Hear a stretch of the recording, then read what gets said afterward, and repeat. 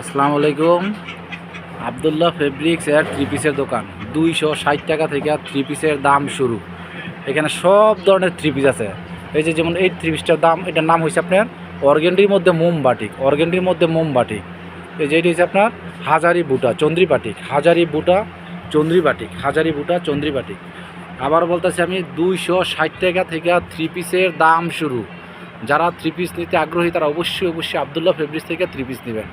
এবং যারা মনে করতেছেন আপনারা গ্রামের মধ্যে বৈশা ব্যবসা করতে চান, গ্রামের মধ্যে পরিচিত লোকদের সাথে ব্যবসা করতে চান, তারা থ্রি পিস নেবেন আবদুল্লাহ ফেব্রিক্স থেকে।